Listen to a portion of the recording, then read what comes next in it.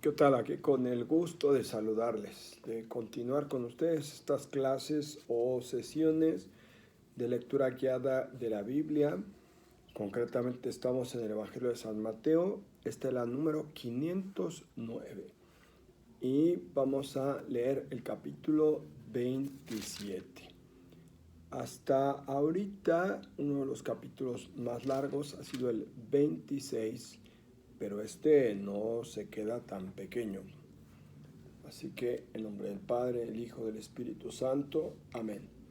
María, trono de la eterna sabiduría, ruega al Padre, al Hijo y al Espíritu Santo para que nos ilumine con su santa palabra como lo hicieron contigo cada día. Amén. Capítulo 27.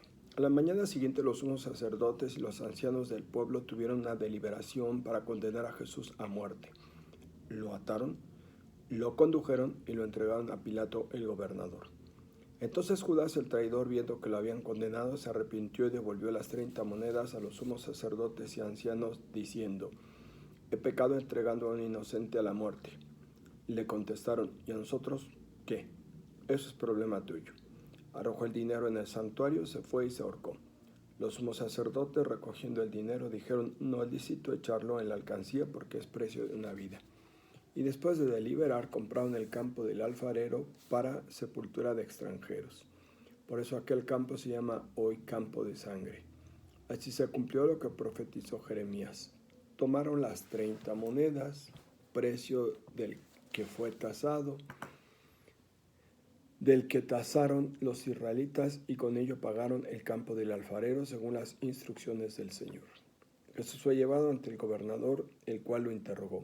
¿Eres tú el rey de los judíos? Contestó Jesús: tú lo has dicho. Pero cuando lo acusaban los sumos sacerdotes y los ancianos, no respondía nada. Entonces le dijo Pilato: ¿no oyes de cuántas cosas te acusan?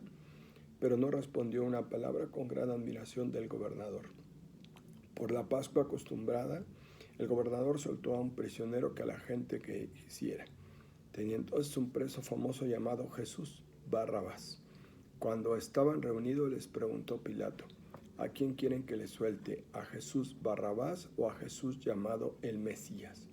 Ya que les constaba que lo habían entregado por envidia. Entonces él, sentado en el tribunal, su mujer le envió un recado: no te metas con ese inocente, que esta noche en sueños he sufrido mucho por su causa. Mientras tanto, los sumos sacerdotes y los ancianos persuadieron a la multitud para que pidieran la libertad de Barrabás y la condena de Jesús. El gobernador tomó la palabra: ¿a cuál de los dos quieren que le suelte? Contestaron: a Barrabás. Respondió Pilato: ¿y qué hago con Jesús llamado el Mesías? Contestaron todos: crucifícalo. Él les dijo: pero qué mal ha hecho. Sin embargo, ellos seguían gritando: crucifícalo.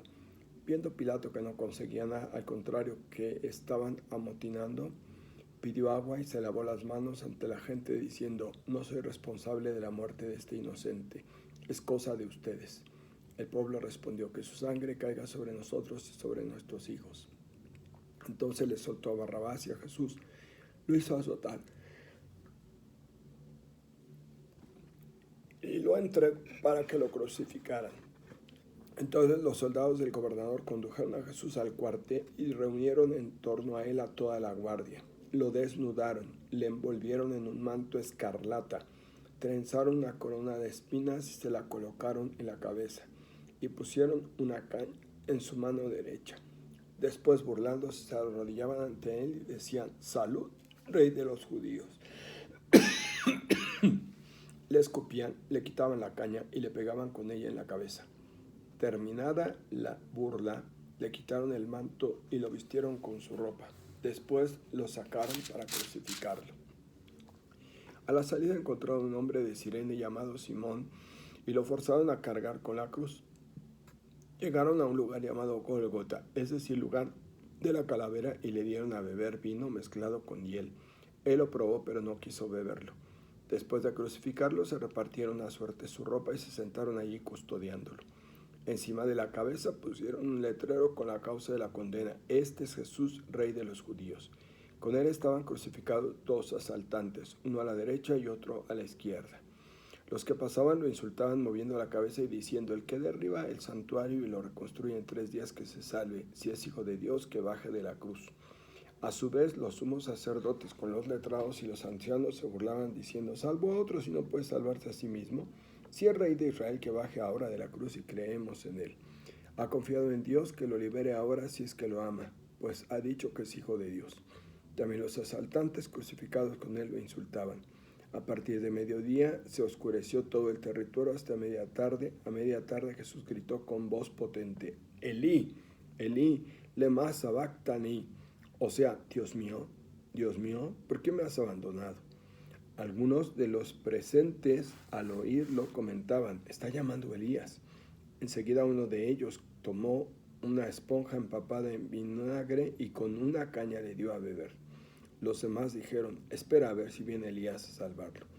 Jesús, lanzando un nuevo grito, entregó su espíritu. El velo del templo se rasgó en dos de arriba abajo. La tierra tembló, las piedras se partieron, los sepulcros se abrieron y muchos cadáveres de santos resucitaron. Y cuando él resucitó, salieron de los sepulcros y se aparecieron a muchos en la ciudad santa. Al ver el terremoto y lo que sucedía, el centurión y la tropa que custodiaban a Jesús decían muy espantados: realmente este era hijo de Dios. Estaban allí mirando a distancia muchas mujeres que habían acompañado y servido a Jesús desde Galilea. Entre ellas estaban María Magdalena, María, madre de Santiago y José, y la madre de los Zebedeos. Al atardecer llegó un hombre rico de Arimatea, llamado José, que también había sido discípulo de Jesús. Se presentó ante Pilato y le pidió el cadáver de Jesús. Pilato mandó que se lo entregaran. José lo tomó, lo envolvió en una sábana de lino limpia y lo depositó en un sepulcro nuevo que se había excavado en la roca. Después hizo rodar una gran piedra a la entrada del sepulcro y se fue. Estaban allí María Magdalena y la otra María sentadas frente al sepulcro. Al día siguiente, al que sigue a la vigilia, se reunieron los sumos sacerdotes con los fariseos y fueron a Pilato a decirle: Señor, recordamos que en aquel impostor dijo cuando aún vivía que resucitaría al tercer día. Manda que aseguren el sepulcro hasta el tercer día. No vayan a ir sus discípulos a robar el cadáver, para decir al pueblo que ha resucitado entre los muertos. Este engaño sería peor que el primero. Le respondió Pilato: ahí tienen una guardia, vayan y asegúrenlo como saben. Ellos aseguraron el sepulcro poniendo sellos en la piedra y colocando la guardia. Palabra de Dios. Capítulo 27, versículo 1. Conducido a Pilato. Era competencia romana permitir la ejecución de condena a muerte. Como se verá después, las autoridades judías buscan algo más: un proceso civil por rebelión, terreno en el cual ellos no son competentes. Pilato representa el poder militar de Roma en la región. Versículos 3 al 10. La muerte de Judas. Antes de narrar el proceso de Jesús ante Pilato, Mateo describe a modo de digresión el trágico final de Judas. La frase "viendo que lo habían condenado", versículo 3, da a entender que Judas había seguido con ansiedad el desarrollo del proceso. Quizá no esperaba que se impusiera a Jesús la pena de muerte, y la gravedad de la traición se hizo presente cuando conoció la sentencia del Gran Consejo. Antes de morir, Judas añade su testimonio sobre la inocencia de Jesús. Confiesa su pecado, pero desespera del perdón. Capítulo 27, versículos 11 al 26. Jesús ante Pilato. Condena de Jesús. Tras la irrupción del episodio precedente, continúa el proceso ante Pilato hasta su desenlace fatal. Mateo sigue acumulando testimonios sobre la inocencia de Jesús, la resistencia y los manejos de Pilato, su declaración aparatosa, el sueño de su mujer, correlativamente carga la mano sobre la responsabilidad de las autoridades judías, y la multitud ahí reunida, versículo 20, en la imprecación final los llama del pueblo. Versículo 25. En esta ampliación de la responsabilidad parece reflejarse la ruptura consumada entre judaísmo y cristianismo, exclusión oficial de los cristianos por parte de las autoridades judías. Una lectura superficial de este pasaje de Mateo ha servido algunas veces en la historia para señalar al pueblo judío como el causante y responsable de la muerte de Jesús. Sin embargo, lo que aquí se nos muestra es que en Jesús el justo, el Mesías, se cumple la voluntad de Dios. El rechazo de su pueblo forma parte de ese plan misterioso de Dios. Capítulo 27, versículos 27 al 31, burla de los soldados. El motivo de la burla es la acusación que los jefes de los sacerdotes han hecho contra Jesús, una acusación falsa, pero que será el motivo de la condena. El episodio está narrado con cierta ironía. Capítulo 27, versículo 67 siguiente. Así de desconcertante es la vida de Jesús, el reino y del Dios que proclamó y creyó. Los lectores del Evangelio reconocen a Jesús como rey, pero saben que no es de este mundo. Contemplar estos gestos brutales le hace entrar más de lleno en el misterio de por qué Jesús ha sido incomprendido y rechazado. En el momento de mayor humillación es cuando se manifiesta el misterio de Jesús, que ha venido a derramar su sangre por todos. Capítulo 27, versículos 32 al 56. Crucifixión y muerte de Jesús. Este es el relato cumbre de la historia de la pasión. Mateo presenta 7 cuadros en este momento dramático, punto culminante de la historia de la salvación. Las tinieblas, versículo 45, evocación de la profecía de Amós, Amós 8, 9 siguiente. Los primeros cristianos leyeron este pasaje como vaticinio profético de la muerte del Hijo de Dios.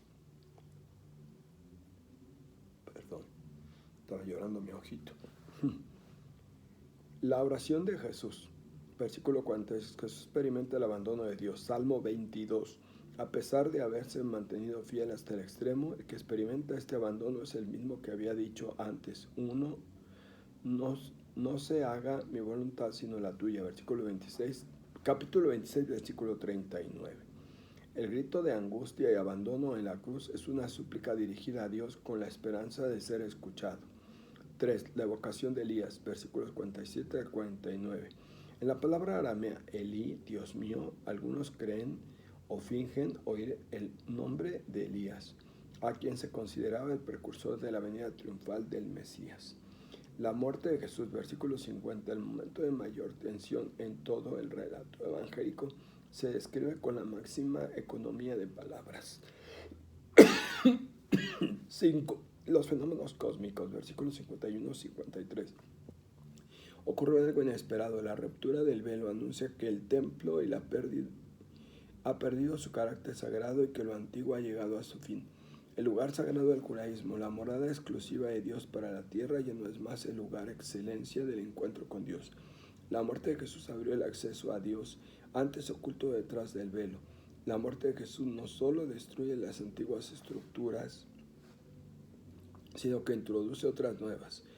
A Dios no hay que buscarlo ya en el templo hecho por manos humanas, sino en Jesús, que es verdaderamente Dios con nosotros, el verdadero templo de Dios. 6. La fe de los paganos, versículo 54. Con la confesión de los soldados, Mateo quiere mostrar la fuerza reveladora de la muerte de Jesús. De paso propone un contraste. Los judíos rehúsan, los paganos confiesan. El Mesías se convierte en la esperanza de las naciones. 7. Las mujeres, versículo 55. La noticia sobre las mujeres hace dar puente para los relatos de la resurrección. Su presencia hasta el final contrasta con la ausencia cobarde de los discípulos. Desde el comienzo gozoso con Galilea hasta el final doloroso, ellas le han acompañado y servido. Otra enseñanza para la comunidad. Capítulo 27, versículos 57 al 66.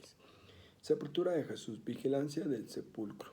La sepultura de una persona era muy importante entre los israelitas. Verse privado de ella era una ignominia final. Un ajusticiado debería ser apartado para no contaminar el terreno. Deuteronomio 21, capítulo 21, versículo 22 y siguiente. Por lo que le correspondía la fosa común. José quiere ofrecer su homenaje póstumo al maestro y se une así al homenaje anticipado de la mujer que lo ungió para la sepultura. Capítulo 26, versículo 13. Al acto de la sepultura asisten como testigos 2 de las mujeres antes citadas. El resto de las afirmaciones del relato está hecho teniendo en cuenta el acontecimiento final, la resurrección. Versículo 62. Debían prevenirse de las acusaciones posteriores que negaran la resurrección. Así que el Evangelio trata de explicar el origen del rumor del robo del cadáver y demostrar su falsedad. Bien, pues aquí vamos con la gracia de Dios. ¿Y qué creen? Hoy mismo vamos a dar lectura al capítulo 28 y terminamos el Evangelio de San Mateo. Felicidades, y el resto de los días, pues a descansar un poquito porque ahora sí los agobié un poco más.